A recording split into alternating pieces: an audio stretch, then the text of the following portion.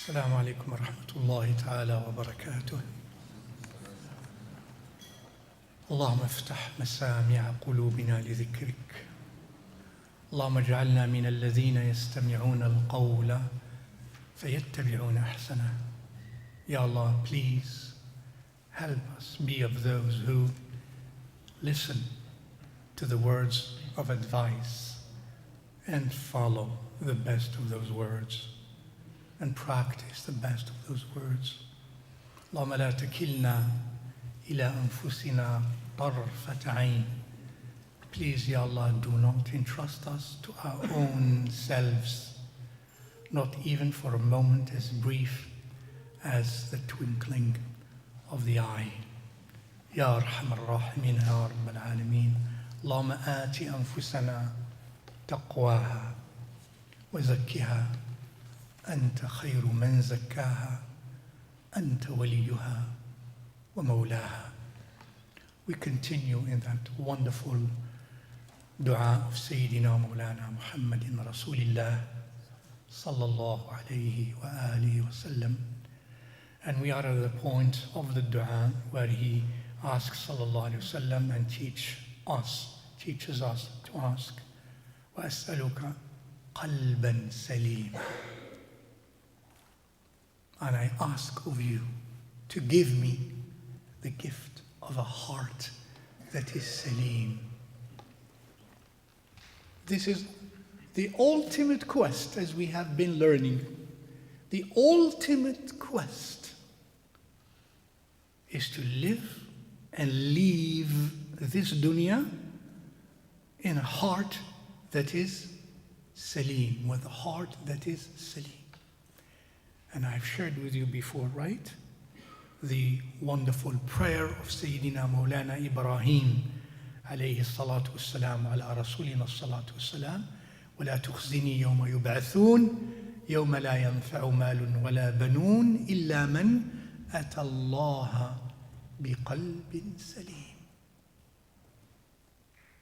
The ultimate success, the ultimate freedom and the ultimate happiness, the ultimate freedom from loads and burdens and negative consequences is to live and leave this dunya with a heart that is Saleem. And that is the prayer of Sayyiduna Ibrahim min ulil azmi min al-rusul is, Ya Allah, grant me a heart that is Saleem.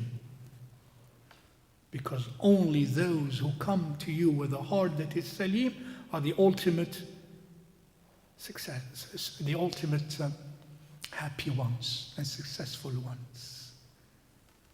Now, Rasulullah sallallahu alaihi wasallam in this dua teaches us to ask Allah for a qalb that is Saleem, our ultimate desire, our ultimate destination, our ultimate objective to strive for. But we ask it from Allah. Striving is striving. وَأَسْأَلُكَ قَلْبًا سَلِيمًا. A heart that is Saleem. And we talked about Saleem before. A heart that is safe and sound and pure and purged and cleansed and liberated from all negative attributes and traits that Allah does not approve of, that Allah does not love subhanahu wa ta'ala. هذه هي قلب سليم. سليم من الشرك ومن الآفات جميعها بجوده وكرمه سبحانه وتعالى. وأسألك قلبا سليما. I'm striving, but I'm asking it from you. I'm striving because you ordered me to strive. But I do not believe that it is my striving that will necessarily produce the result. It is your merciful love, your loving mercy, your tawfiq, your rahmah, your ni'mah, Ya Mawlay, your minnah, Ya Mawlay, not by me. Yet my efforts are necessary. وَقُلْ اعْمَلُوا فَسَيَرَى اللَّهُ أَعْمَالَكُمْ وَرَسُولُهُ We have to strive. وَأَن لَيْسَ لِلْإِنسَانِ إِلَّا مَا سَعَى وَأَنَّ سَعْيَهُ سَوْفَ يُرَى ثُمَّ يُجْزَاهُ الْجَزَاءَ الْأَوْفَى. We have to strive. But in striving again, قلوبنا معلقة بفضل ربنا قلوبنا معلقة بمولانا بجوده وكرمه وأن لا شيء يكون إلا بإرادته ما شاء الله كان وما لم يشأ لم يكن. Give me a qalb that is Saleem. This is, remember the text began, this is what you should treasure.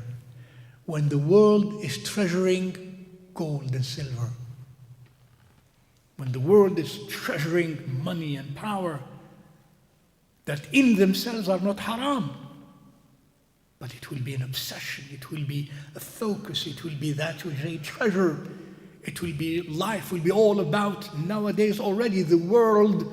How do we, for example, evaluate the worth of a country, the worth of a nation, the level of happiness of a nation? How do we evaluate that nowadays? Average income. By Average income. Average income. By how much? How strong is the economy? That means how much money we have. How much of our abilities we have to buy and produce toys, things. When this becomes the norm, when this becomes the objective, that's treasuring gold and silver. They're not anymore means in our hands, in our dunya, and they're not in our hearts. They become actually the standards of defining what is success and what is failure, what is happiness and what is misery. And every day, every hour, everybody is watching, the growth. All the time. And there is nothing in that so far, in the current philosophy of economics. There's nothing about values. There's nothing about character. There's nothing about the human being himself or herself as such.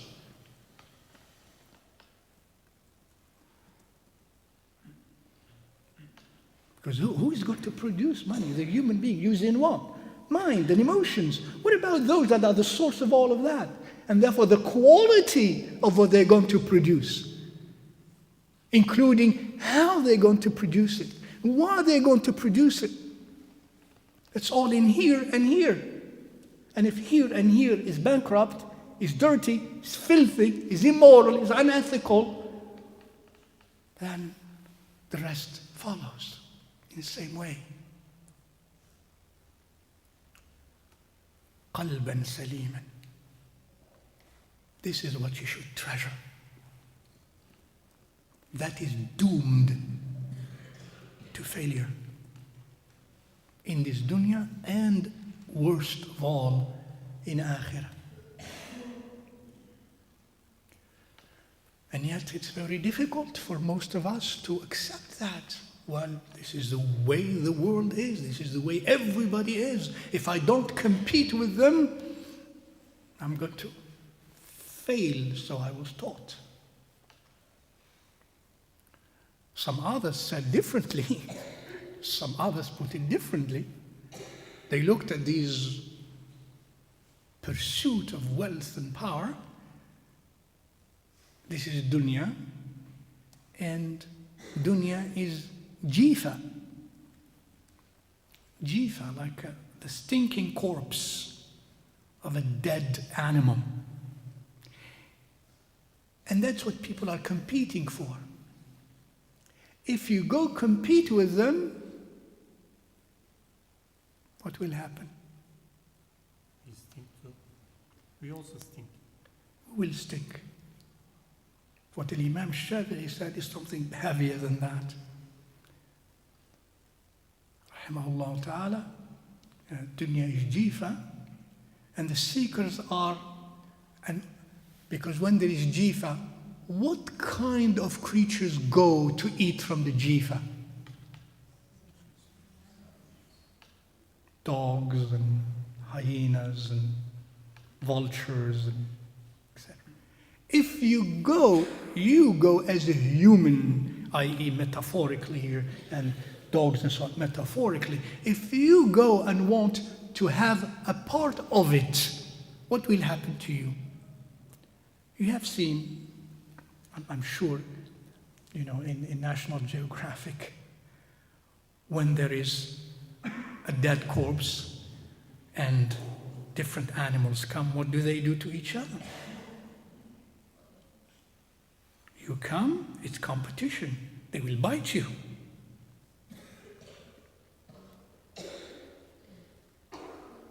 So he says, rahimahullah ta'ala, if you go and compete with them, you will be subject to their bites. But most of us, we have become spiritually numb. We don't see that. Nowadays, so what? If you are debased and abased and lowered, so what? Yeah, I'm going to. That's the way it is. And what is if you lose your composure, if you lose your norm, your moral norms and values in the midst of competing with all of this? What is it? It doesn't matter. Nowadays, it doesn't matter. People, we have changed.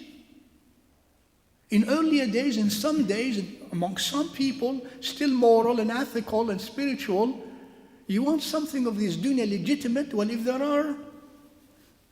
there's that type of competition, no, take it. I come out without it, but I come out richer in my qalb.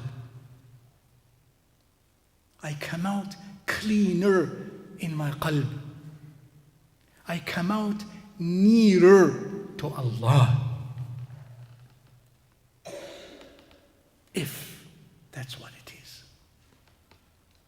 أسألك قلبا سليما. And even this salam, I can envisage part of this qalban salim. Salim from desire to compete with those who competes for a dead corpse.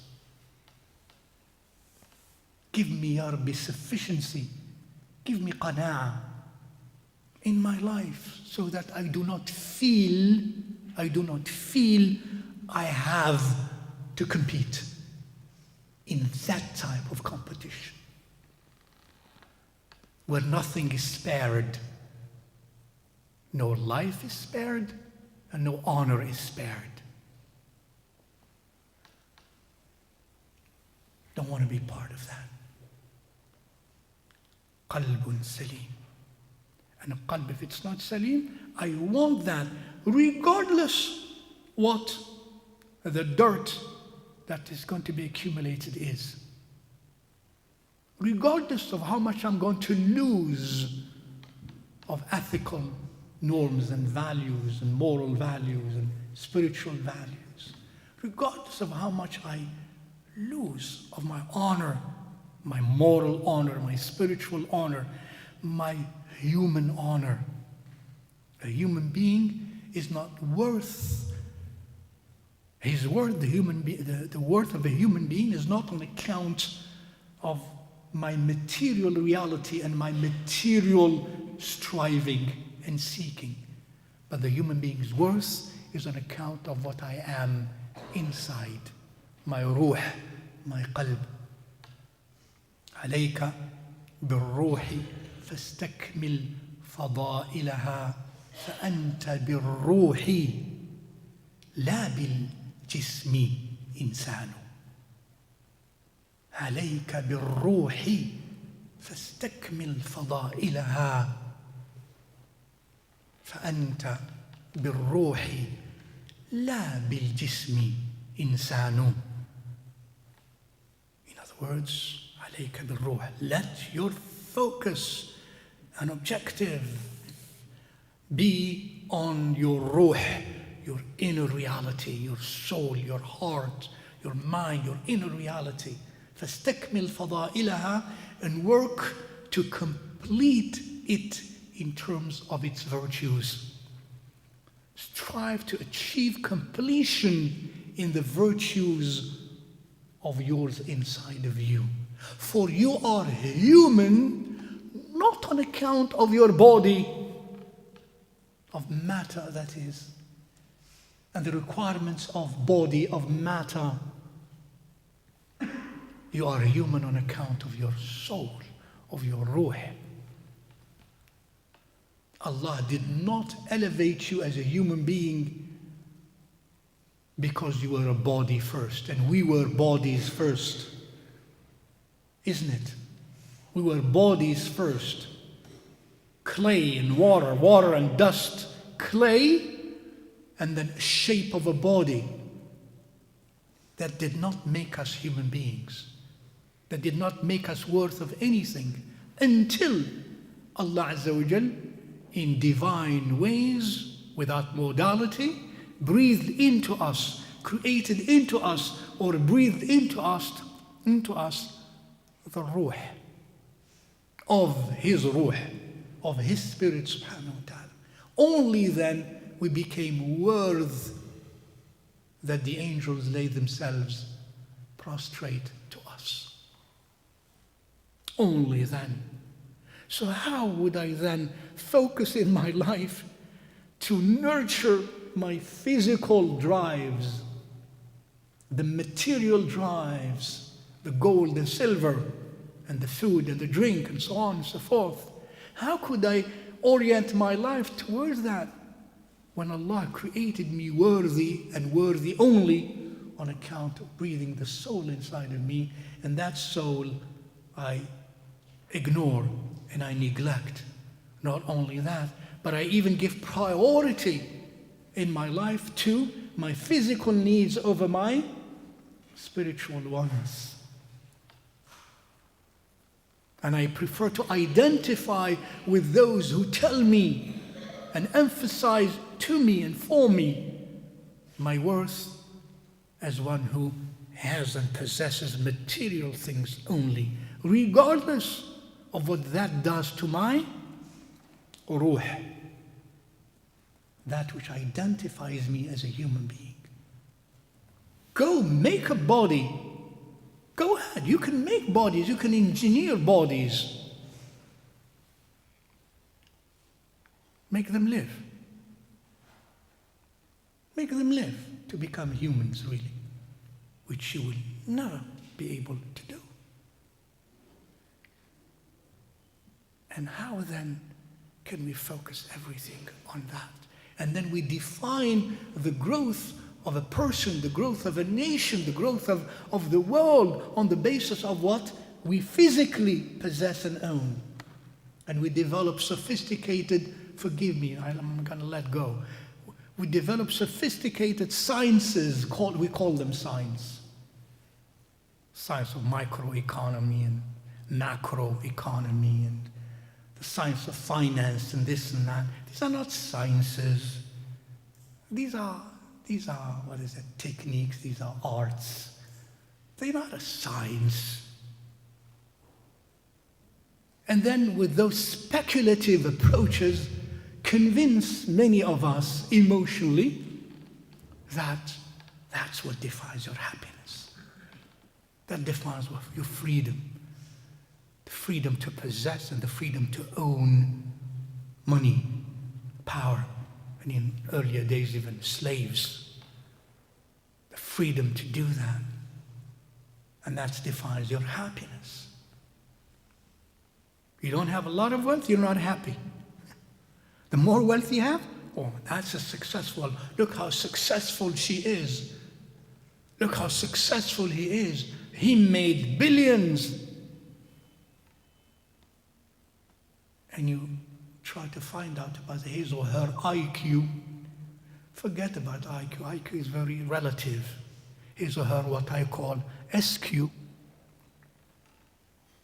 And it's probably 0.1.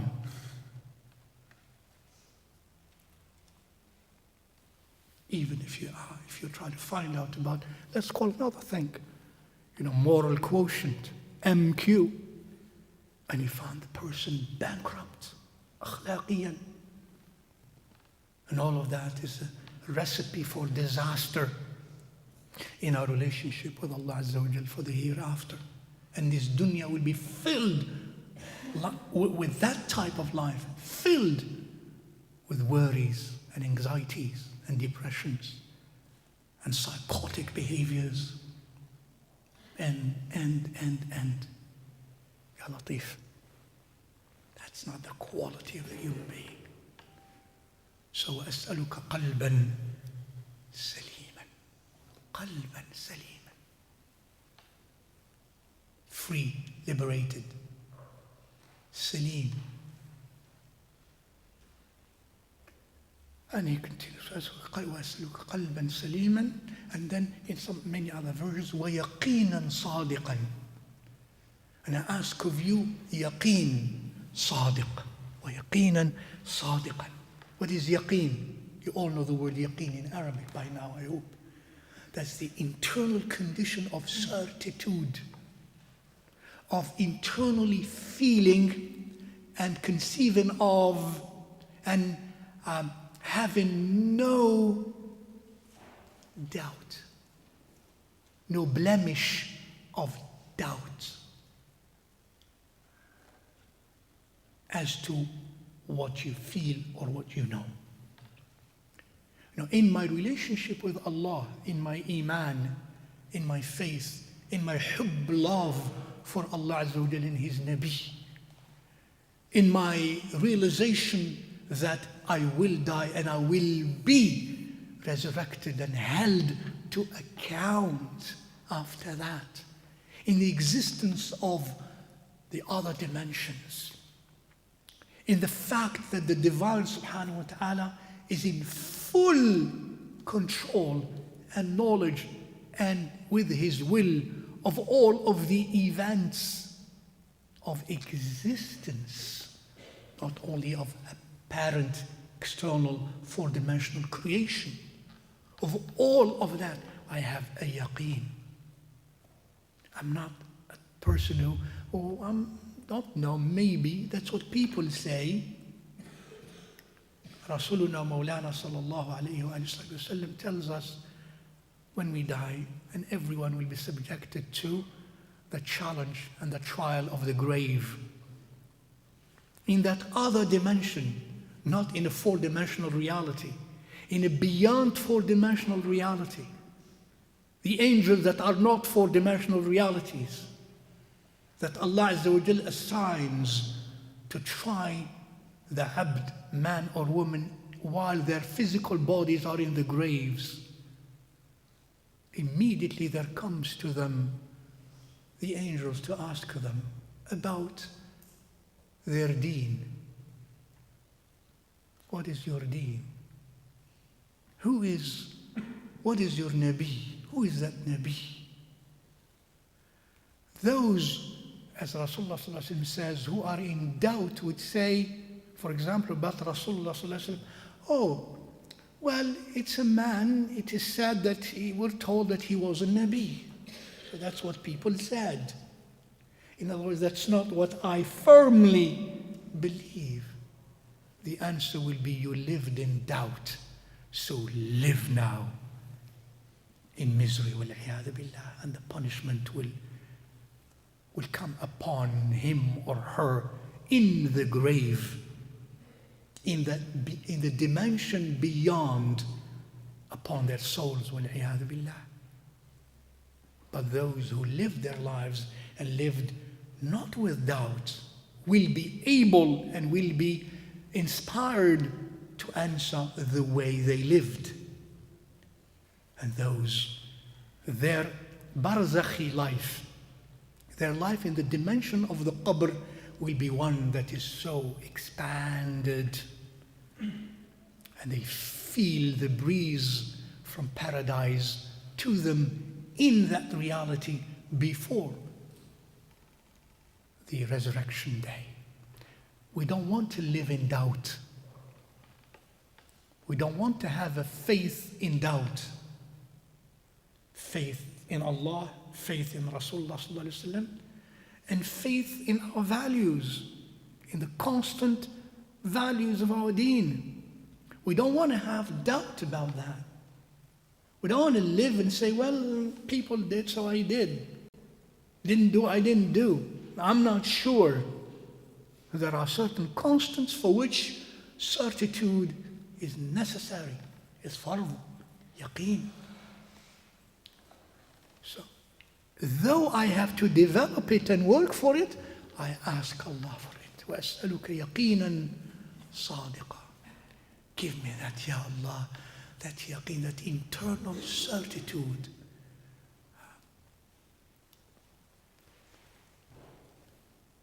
Bardul yaqeen, sometimes it is called. Bardul yaqeen. You know, that yaqeen which gives you this refreshed feeling inside. When you're refreshed, you're in balance. There is no constriction, there is no, you're fine. Inside, you feel it. When we have lack of yaqeen, it is not calm, it is not easy, it is not refreshing, it is restless, it is sweaty, spiritually speaking, it is anxious. There is no bardul yaqeen, the coolness, the refreshing coolness of certitude. Yaqeen, yaqeen. I ask you that yaqeen, Ya Allah. Wa yaqinan sadiqan. You see? The hal of yaqeen, not just yaqeen, sadiqan, as we have learned about sidq before. That which does not vacillate and oscillate and change. That which is constant, sadiq and sincere, profoundly true. ويقينا صادقا وخلقا مستقيما وأسألك خلقا مستقيما. In one riwayah, and I ask you, Ya Allah, for a khuluq, akhlaq, singular of akhlaq, خلقا مستقيما. Let my khuluq be steadfastly straight. It doesn't, walk and develop like a snake. It's clear, clean, straight. It doesn't have breaks in it and iltiwa'at in it, serpentine ways inside of it. It's straight, it's clean. It doesn't change direction. It's khuluqan mustaqima, steadfast, does not change negatively. My khuluq. Khuluqan internal, in general khuluq, whether it is haya or sabr or rahmah or karam or jood or maghfirah or hilm or afu and so on. That it be steadfast and straight, not, going different ways and going backwards and going sideways. And khuluqan mustaqima. If I am sabr, sabr. Halim, Halim. Generous, Kareem, Kareem, not.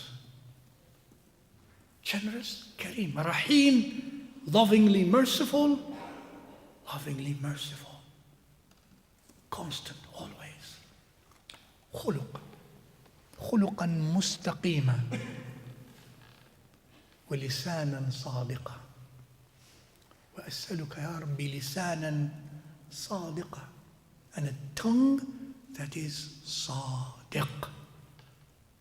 صادق. And we explain again صادق. لسانا صادقا في السر وفي العلانية في الجد وفي الهزل. That my tongue is true, whether it's public or private. Whether it is in matters that are serious or in matters that are, light and fun. My tongue does not utter except that which is true.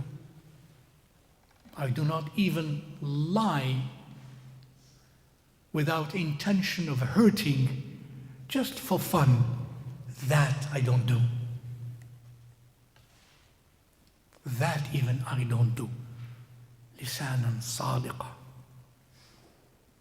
If I joke, let my jokes be actually real occurrences in life, from which we learn a lesson and we happen maybe to laugh in learning that lesson. I don't lie. I don't lie to a child. And a child doesn't lie to an elder simply to keep them quiet. I don't lie to an animal. Yeah, our ancestors in value, the muridun, the mu'minun, the ulama'ul awliya, they don't lie to animals. Whatever the animal is.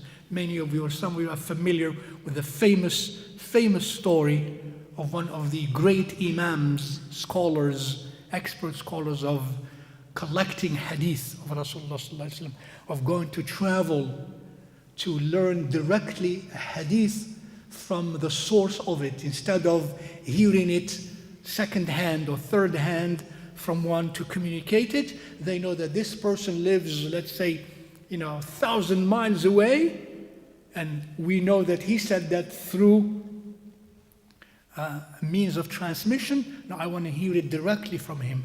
That's much greater of ilm and much greater of a sanad.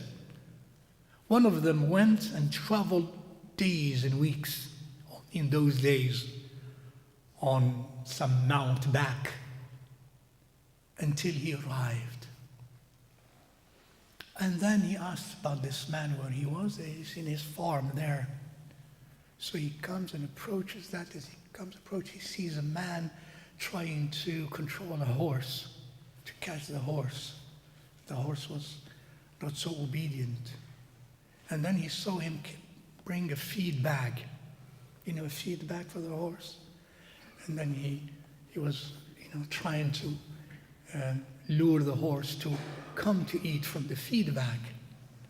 That's classical conditioning, conditioned to do that way. So the horse came, and then he caught him. And then this student who came to take the hadith is watching all of that. This very special one. And then as he approached, he talked to the man, didn't first identify himself, and he found out through the conversation that the man only lured the horse. Justifiable, it's halal. Justifiably so. He lured the horse, but there was no food in the feed bag. There was no feed in the feed bag. There was no grain, nothing. He just lured him, i.e., to him he lied to the horse. That man said, I'm not going to take the hadith from this teacher. He lied to a horse. He has the potential to lie in his words about Rasulullah sallallahu alaihi wasallam. And he left. In hadith criticism, this is going too much. Some accept this, some don't accept this as a critique. But the beautiful point here is, look to what extent he committed himself to requiring truth. If he required that of another one, that means he required it of himself, not to lie to even an animal.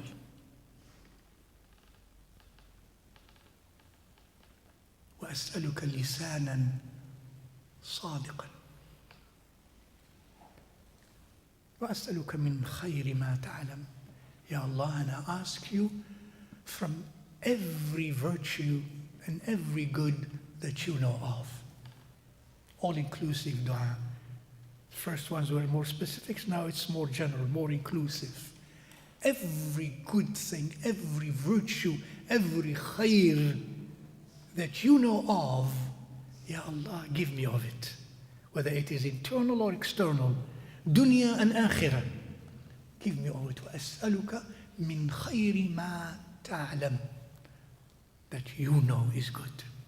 وَأَعُوذُ بِكَ مِنْ شَرِّ مَا تَعْلَمُ, and I seek refuge in you from everything and anything that is evil that you know of.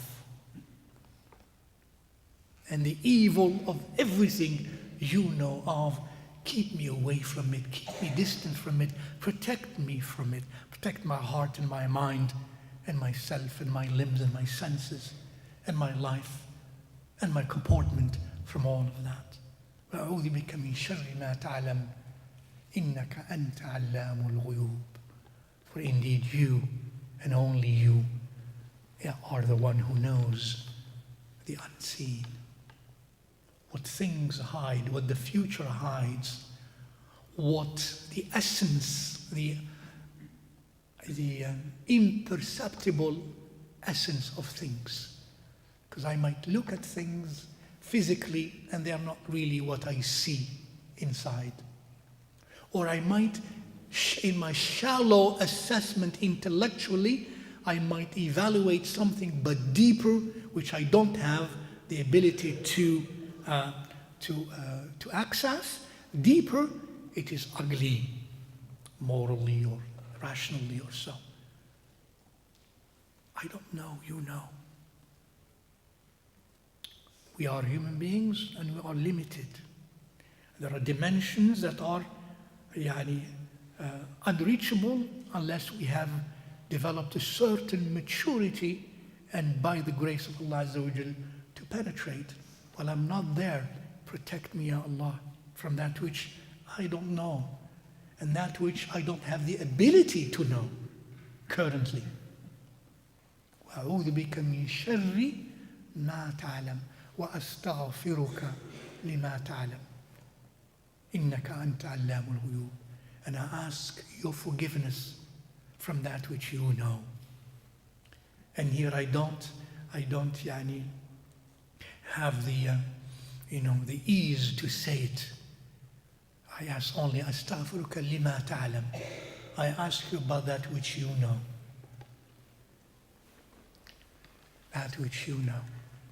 I don't say it explicitly. Some ulama say that which is in my heart sometimes, of riyā, of ostentation, of self-admiration, of kibr, of lack of sincerity, of lack of clean intentions. You know that, Ya Allah. You know that before me. I feel shy to utter it. You know what's in me. Astaghfiruka lima ta'lam. I ask your forgiveness from that which you know of me. And what you know of me can be so much, in addition to what I said, can be so much. And I'm not going to enumerate all of that. You know my deficiencies. You know my naqs. So please forgive me all of that and rectify that for me. This beautiful hadith is this hadith that Rasulullah calls the what? The treasure, in a sense. When people are going to treasure gold and silver and define their success and their happiness and their freedom and their history and their worth on the basis of matter, on the basis of gold and silver, on the basis of economic and financial factors, indices and this and that, of how much you do this. This is what you should cherish. This is what you should treasure.